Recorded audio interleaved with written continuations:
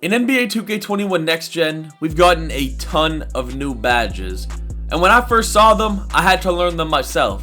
But now that I've had the game for a few days, I did my research, I understand these badges, and I know which ones you should use and which ones you shouldn't use, and I'll tell you exactly what they do and the threshold, because each badge, some badges actually have a number threshold on them. For example, to unlock Hall of Fame Quick First Step, you need a 94 speed with ball. Hall of Fame Ankle Breaker, 94 ball control. This applies to every badge. So if you want to know badge thresholds, what badges do, the best badge layouts to run, or just want to learn more about these badges, this is the video for you. You guys see at the bottom, I have it timestamped when I'm talking about each badge category. I don't want to waste any more time. Let's get right into it and let me explain to you guys all the badges on NBA 2K21 Next Gen. Alright, so the first two badge categories I'm going to be talking about is shooting badges and playmaking badges, because I feel like that's what most people want to know about. And by the way, if this video does help you guys out, or you just want to see more NBA 2K21 Next Gen content, please don't hesitate to hit that subscribe button and hit the like button. Both of them help me out a ton. Okay, so first things first. The most important badge, we all know this, deep threes. Just like limitless range from previous years, you need deep threes. Now, to unlock deep threes Hall of Fame in this game, you need to have it. You need to have a 94 three-point shot. If you have a 93 three-point shot, the max you can have is gold deep threes. So you must run, or you must have a 94 three-pointer to have deep threes Hall of Fame, which means that you can max your player out to have a 93 pointer, because at 99, when you unlock the +4, you can unlock deep threes Hall of Fame. Next shooting badge I want to talk about is Hot Shot. One of the new badges in this game, technically just like deep threes, even though this is another version of limitless. But Hot Shot is a completely new badge, and you see what it says: boost takeover meter after hitting jump shots. It's an absolutely insane badge. You make 2 jump shots, you have your primary takeover.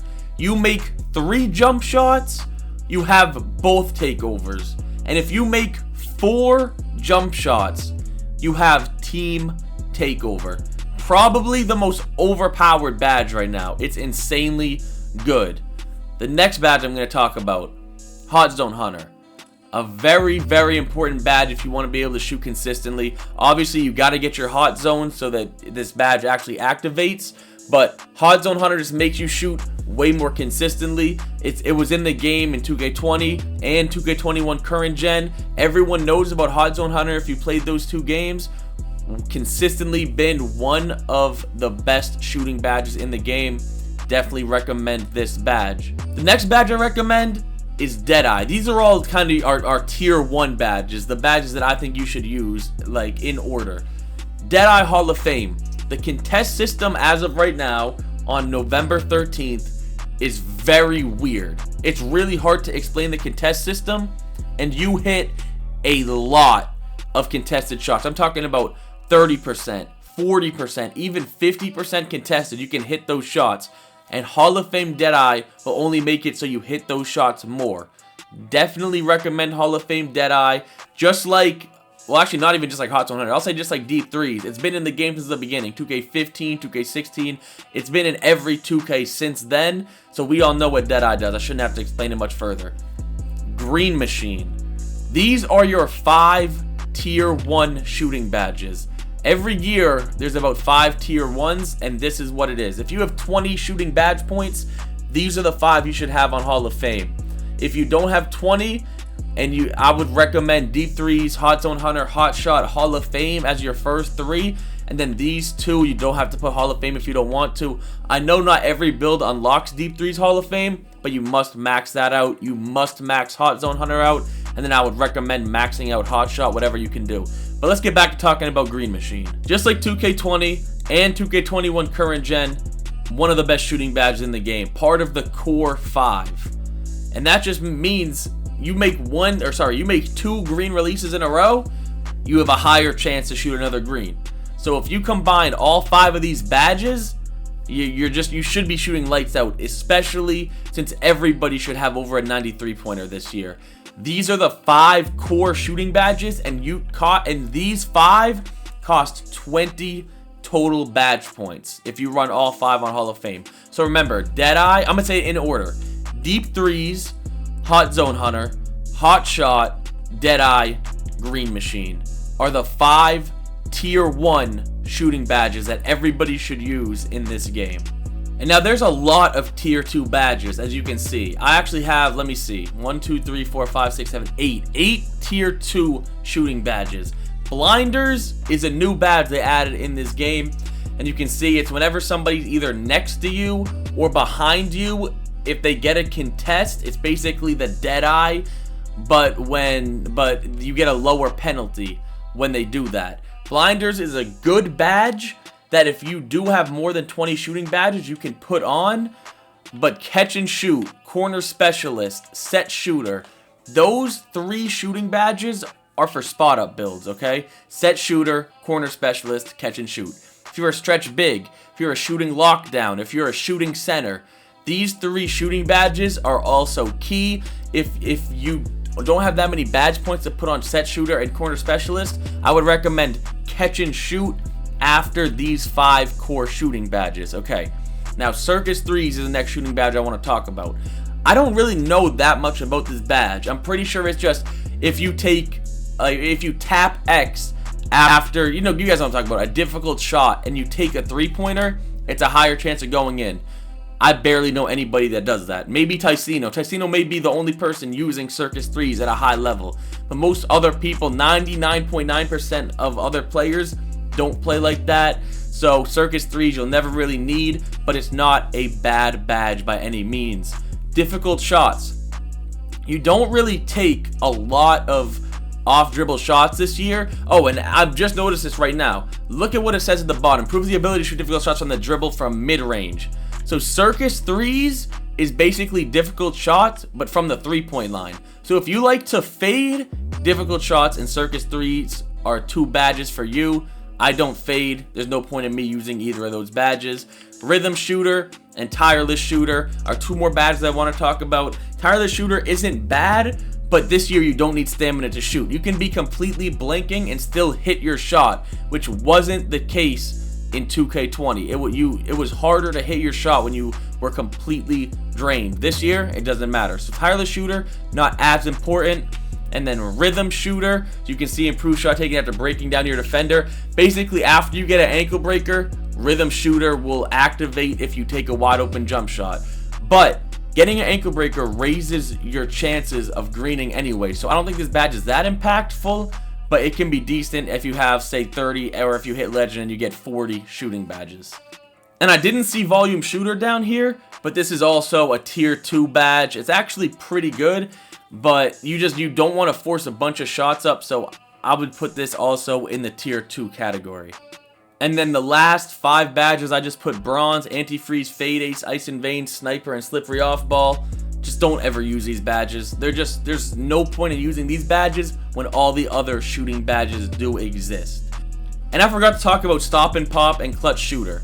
Clutch Shooter actually can be really good, but it only activates at the very, very end of the game. So you don't want to waste badge points on something that will only activate for 5% of the game. And then Stop and Pop. This badge actually could be really good. We just have to do more testing to find out what it is. And if you guys continue to watch my videos, I will definitely let you know what I think about Stop and Pop. So next we have the playmaking badges. And let me fill out the tier 1 playmaking badges. And here they are. 6 playmaking badges are tier 1 for me. Ankle Breaker is insanely overpowered this year. You do 1 snatchback, 1 behind the back, Ankle Breaker will activate, and there's another badge that cancels Ankle Breaker out that I feel like people are going to start using, but as of right now, super effective. I'm going to skip Bailout and Bullet Pass or talk about those after, but you guys know about Handles for Days, Quick First Step, and Unpluckable. I shouldn't really have to explain those, but I will give you guys the caps. Oh yeah, by the way, like I said earlier, Ankle Breaker, you need a 94 ball control for Ankle Breaker. I'm not sure about Handles for Days, but Quick First Step, you need a 94 speed with ball to unlock that. on Hall of Fame. But like I was just saying, quick first step, handles for days, unpluckable. You guys know what those badges do. They're just probably the 3 most important. If you have 9 playmaking badge points, put all 3 of those gold. If you have 12, put all 3 of those Hall of Fame. Easily the 3 most. Those are tier 1A. The other 3 I would say are tier 1B. You guys know what bailout does. You actually, Hall of Fame bailout makes you throw accurate passes this year out of stuff that normally would go out of bounds, because you do pass stuff out of bounds this year out of shots and layups. But with Hall of Fame bailout, it'll throw it accurately, and especially with the ISO meta that's going on right now, where you drives, and if you don't get a contact dunk, you can pass out. Bailout is really, really good. Now, Bullet Passer. This is a new badge. You guys know it's a new badge because you haven't seen it in the previous 2Ks. It's really, really good. It makes your passes, damn near all your passes, not only leave your hand faster, but it makes you throw it faster, so it gets to your teammates quicker. And you might be surprised that it's tier 1, but it's just a really, really good badge, and I highly recommend you try it out. Now there's a few tier 2 badges. I'm going to first talk about Dimer and Floor General. You guys know what they are because they've been into the past 2Ks. Floor General, obviously Hall of Fame, you get to see the number under you, the percentage, and your teammates, which nobody really cares that much about. But the big thing, your teammates all get +4 for Hall of Fame, +3 with gold, +2 with silver. It just helps your teammates out a lot. But with the ratings this year, I feel like it's not tier 1 like it was last year, because everybody has a high 3-pointer. So it's not like you're playing with builds with shooting centers with like a 70-something 3-pointer. They all have a high 80s, 90 3-pointer. Same thing with Dimer. The same thing applies. You don't need it as much as last year because not everybody has such a low 3-pointer.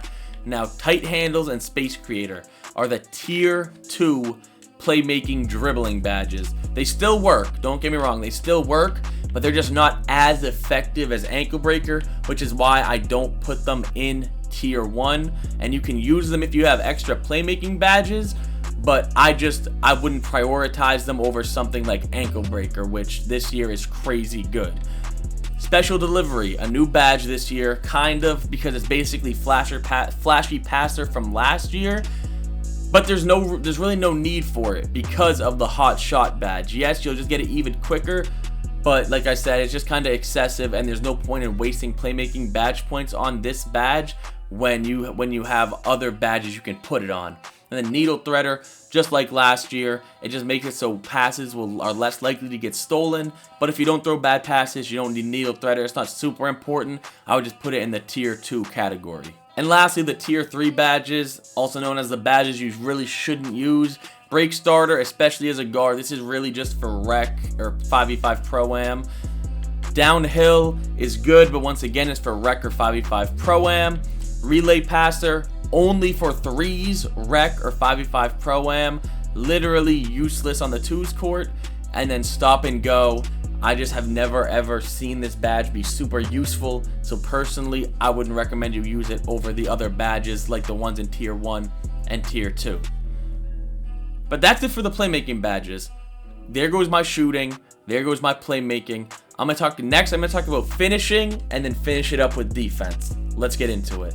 Okay, so for your finishing badges, as you can see, there's only 3 tier 1 finishing badges: Giant Slayer, Posterizer, Slithery Finisher.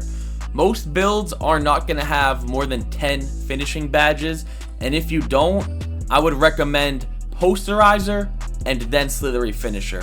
I shouldn't really have to explain what these badges do. You guys know what Posterizer does. It just makes it so you get more contact dunks. Slithery Finisher, it will work when Posterizer doesn't. Say you're not going to get a Posterizer, Slithery Finisher will kick in and make it so you avoid contact. So it might sound like these 2 badges contradict themselves, but they actually work really, really well together. And then the last tier 1 badge is Giant Slayer. It's really, really good, but I feel like everyone's gonna be 6'6", 6'7" point guards, and then all centers are 6'9", 6'8". You're not really going against 7'3s. So Giant Slayer's not going to activate as much as you would like it to because they're only 1 or 2 inches taller than you.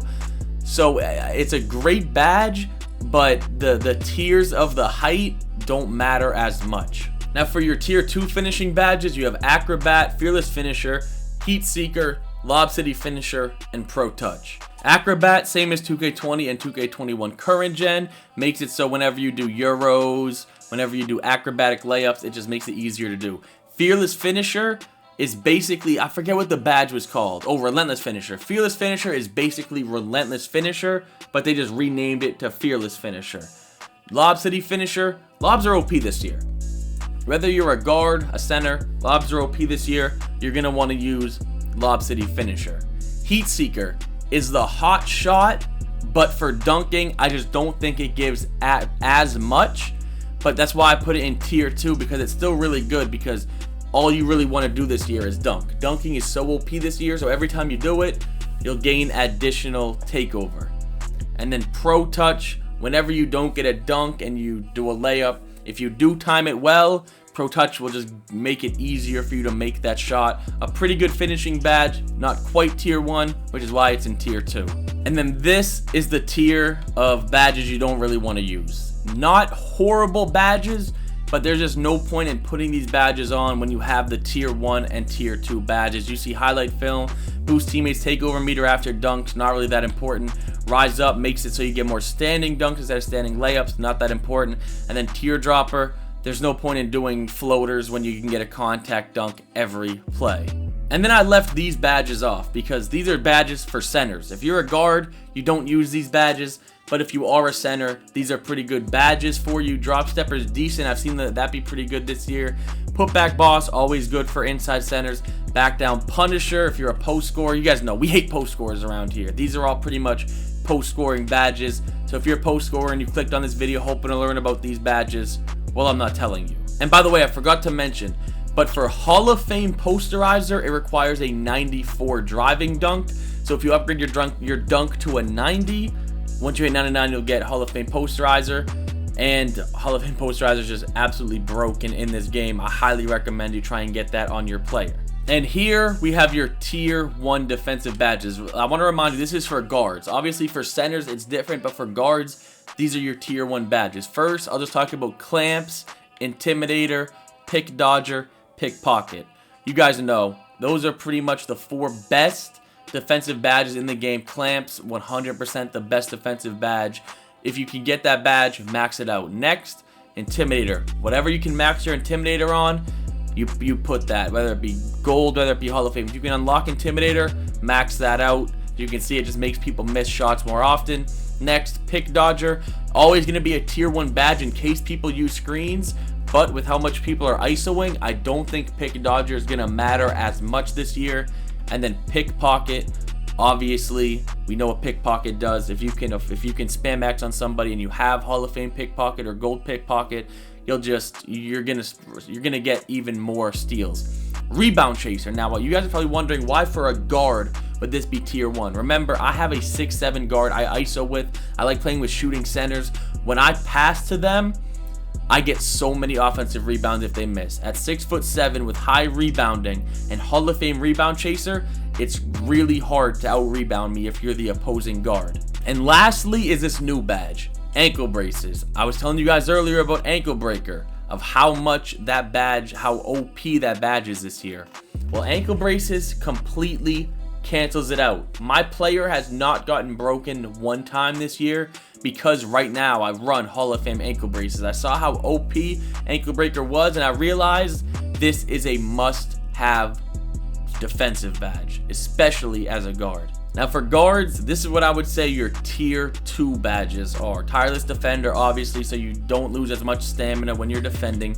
Rim Protector, really good if you can get blocks, but with how many poster animations there are in this game, that's the reason I didn't put it in tier 1. Pogo Stick, not that great for a guard because people don't really go in the paint and wait. All they do is go up and get contact dunks, but it can be useful.